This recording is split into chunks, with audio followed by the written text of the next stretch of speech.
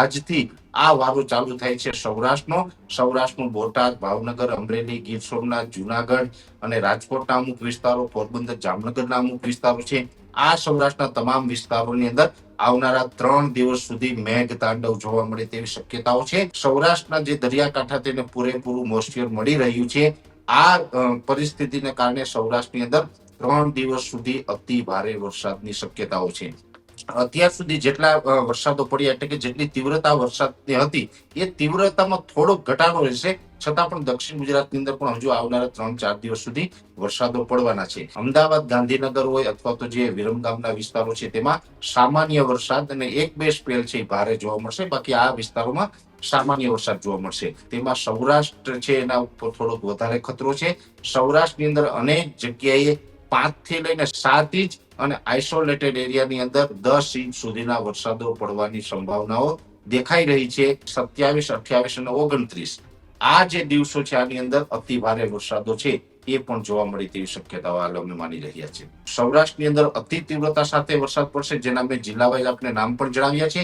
બીજું, આ સિસ્ટમ પસાર થઈ અને પાછળથી લગભગ જે 29 તારીખથી વરસાદની તીવ્રતા અને વિસ્તારમાં ઘટાડો થશે, પણ એ ઘટાડા સાથે 4-5 તારીખ સુધી વરસાદો ચાલુ રહેવાના છે. નમસ્કાર, આપ જોઈ રહ્યા છો ન્યૂઝ રૂમ અને આપની સાથે હું છું ભાવિક.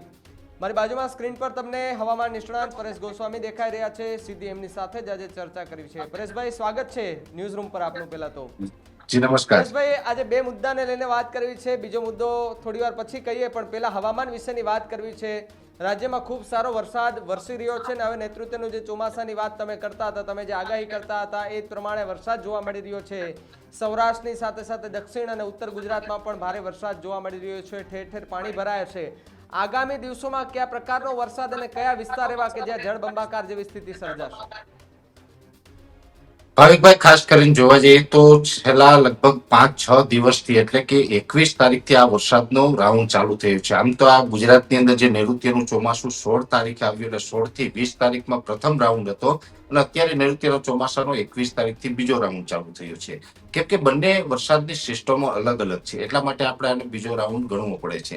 હવે અત્યારની કન્ડિશન જોવા જઈએ તો છેલ્લા લગભગ 4-5 દિવસથી રાજસ્થાનના દક્ષિણ પૂર્વ ભાગ ઉપર એક સાયક્લોનિક સર્ક્યુલેશન હતું. એને કારણે પણ ગુજરાતના અનેક વિસ્તારોની અંદર સારા વરસાદો નોંધાયા છે. એક જે સાયક્લોનિક સર્ક્યુલેશન હતું એ મધ્યપ્રદેશ ઉપર હતું ને એ સાયક્લોનિક સર્ક્યુલેશન ખૂબ ધીમી ગતિએ ચાલતું હતું અને અમુક જગ્યાએ સ્થિર પણ થયું, જેને કારણે દક્ષિણ ગુજરાત અને મધ્ય પૂર્વ ગુજરાતના ભાગોમાં છેલ્લા 4-5 દિવસની અંદર ધોધમાર વરસાદો પડ્યા છે. અત્યારે એ સાયક્લોનિક સર્ક્યુલેશનનો ટ્રફ છે એ ગુજરાત ઉપર આવી ચૂક્યો છે.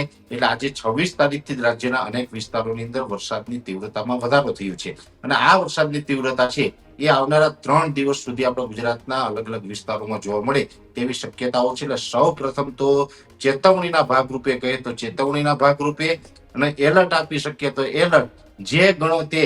જેવી રીતે દક્ષિણ ગુજરાતને થોડા દિવસ પહેલા એટલે કે 3-4 દિવસ સુધી આપણે સતત વરસાદે ગમરોડ્યું છે, એ નેક્સ્ટ હવે પછીથી આજથી આ વારો ચાલુ થાય છે સૌરાષ્ટ્રનું બોટાદ, ભાવનગર, અમરેલી, ગીર સોમનાથ, જુનાગઢ અને રાજકોટના અમુક વિસ્તારો, પોરબંદર, જામનગરના અમુક વિસ્તારો છે. આ સૌરાષ્ટ્રના તમામ વિસ્તારોની અંદર આવનારા 3 દિવસ સુધી મેઘ તાંડવ જોવા મળે તેવી શક્યતાઓ છે અને ભારેથી અતિ ભારે વરસાદોની શક્યતાઓ દેખાઈ રહી છે. કેમ કે મધ્યપ્રદેશ બોર્ડર ઉપરથી જે સિસ્ટમ આપણા ઉપરથી અત્યારે પસાર થઈ રહી છે, આ સિસ્ટમ છે આમ તો મુખ્યત્વે એ કચ્છ ઉપર થઈને અરબ સાગર અને પાકિસ્તાન તરફ આગળ વધે તેવી શક્યતાઓ છે. પણ એ સિસ્ટમનો જે ટ્રફ હોય છે એ અરબ સાગર સુધી લંબાયેલો છે, સૌરાષ્ટ્ર ઉપર થઈને અરબ સાગર સુધી લંબાયેલો છે, જેને કારણે સૌરાષ્ટ્રના જે દરિયાકાંઠા તેને પૂરેપૂરું મોઇસ્ચર મળી રહ્યું છે.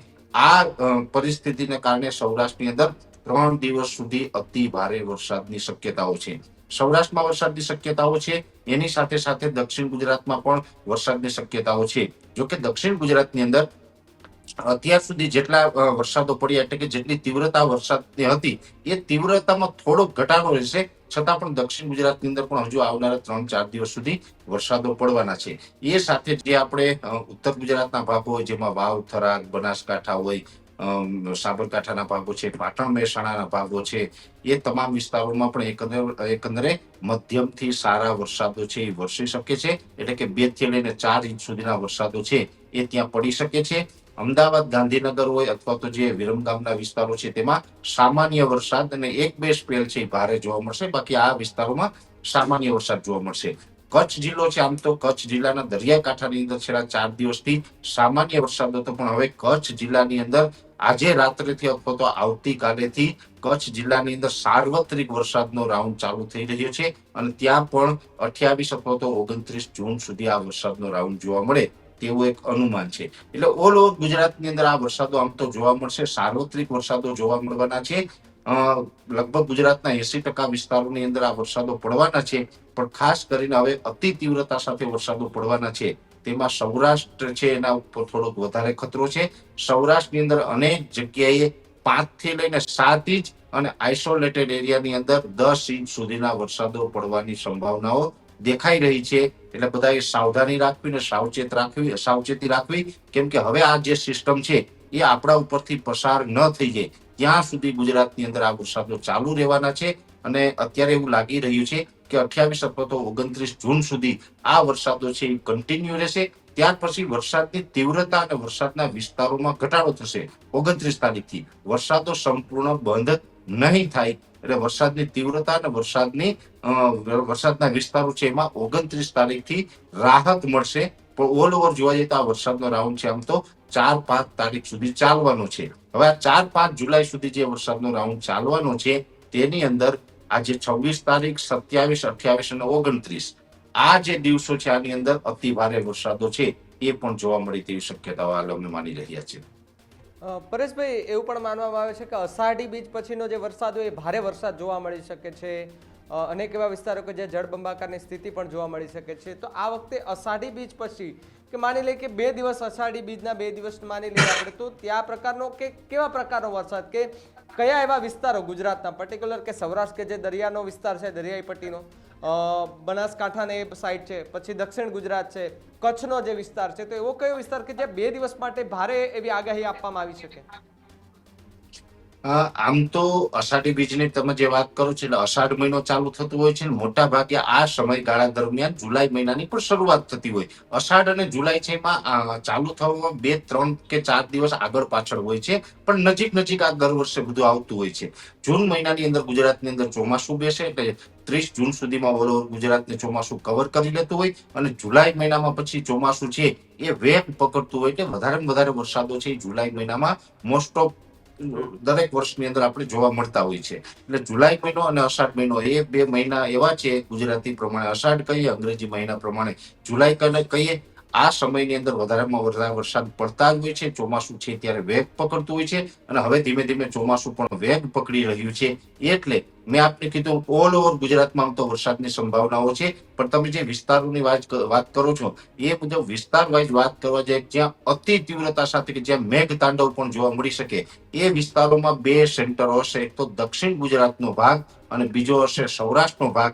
એમાં ખાસ કરીને 29 તારીખ સુધી તો આ સૌરાષ્ટ્રના વિસ્તારોની અંદર તીવ્રતા વધારે જોવા મળે તેવી શક્યતાઓ છે. એટલે ઓલ ઓવર ગુજરાતમાં સાર્વત્રિક વરસાદનો રાઉન્ડ છે. આ કોઈ છૂટાછવાયા વરસાદનો રાઉન્ડ નથી, આ સાર્વત્રિક વરસાદનો રાઉન્ડ છે. અને આની અંદર સૌરાષ્ટ્રની અંદર અતિ તીવ્રતા સાથે વરસાદ પડશે, જેના મેં જિલ્લા વાઇઝ આપણે નામ પણ જણાવ્યા છે.